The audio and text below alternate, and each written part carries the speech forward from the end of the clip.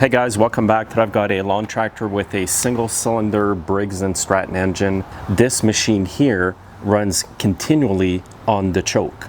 I'll start it up to show you what it's doing, and I'll show you how I will be fixing this. So normally when you start up these machines, you put the throttle all the way up, and that activates the choke. And once the machine started and warmed up, you throttle back. And the choke should come off, but the choke is not coming off. I'll start it up here to show you.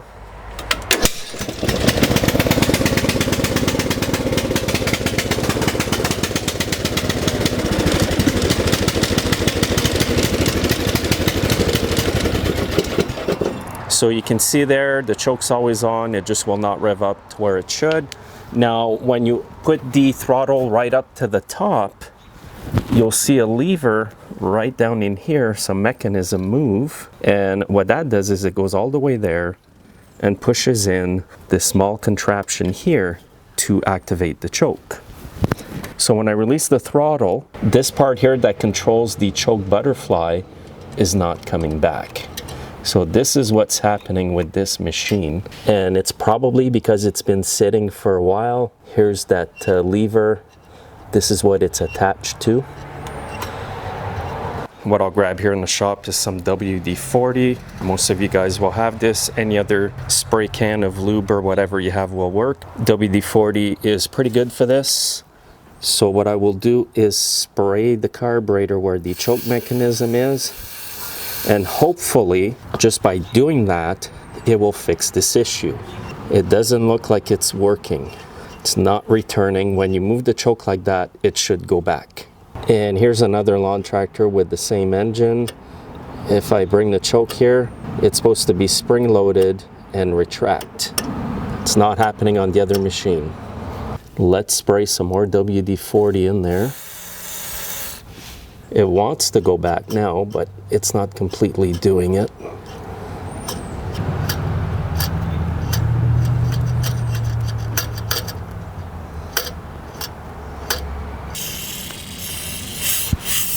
Now that's a heck of a lot of WD-40 that I've sprayed there.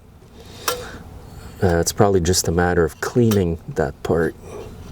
But I don't want to send this out to the customer and have him come back a week later. So what I'm going to do now is take off the carburetor elbow here and the top cover to give you a better view of what's going on.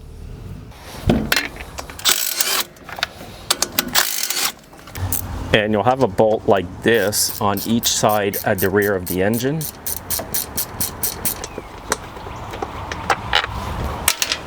Okay, let's get this cover off.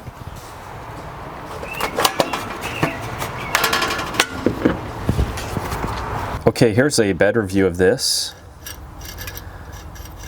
So there is a spring under here that wants to bring it back. That's how it's supposed to work. What I'm thinking may be happening is it could be over here. Anyway, I'm going to take off the 2 7/16 nuts right here.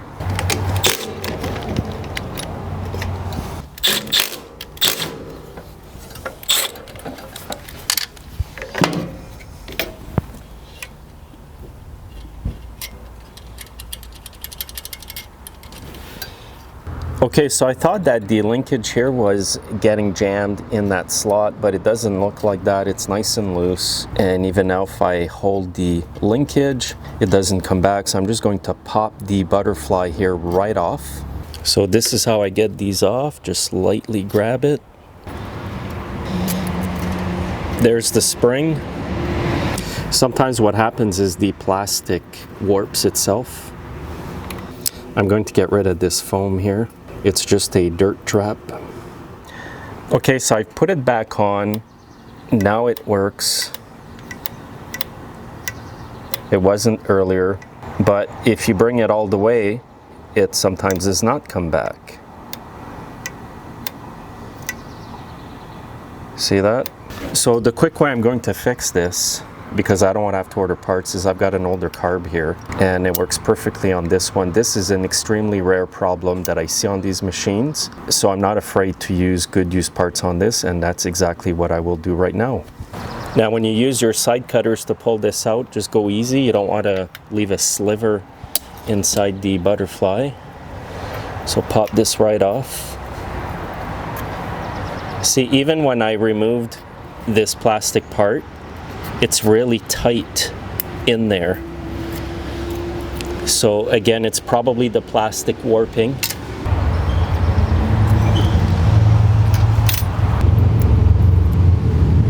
Okay, what I'll do here is put the choke linkage in the plastic part here right away. And then I'll insert the choke in the groove right here. Move the throttle a bit so I got more room.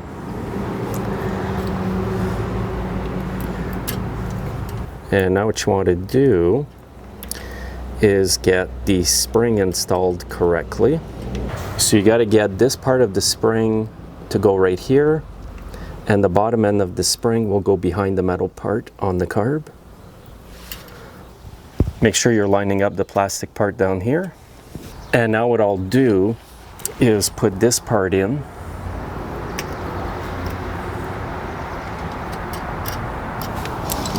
And it's easy to get this installed incorrectly, guys.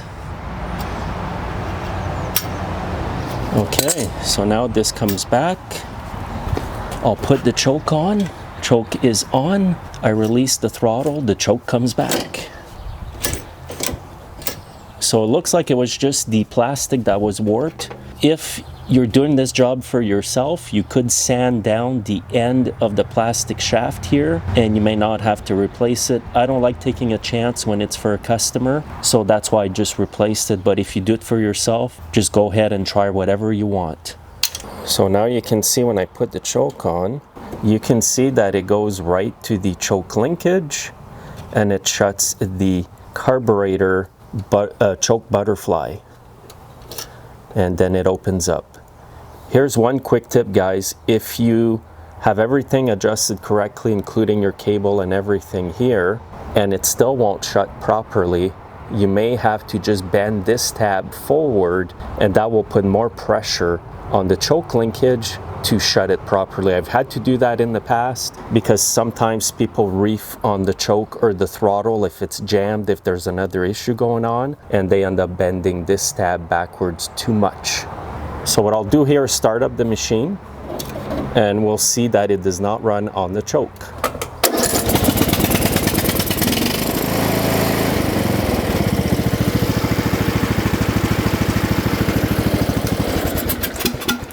So that's all there is to this job, guys. It's not rocket science. I'm sure anybody watching today, if you have this issue, you'll be able to fix this yourself. So all I got to do now is put all the parts back on this machine, and that problem is fixed. If you've enjoyed the video, please like it, make sure to comment below, and you guys have a great day. Take care.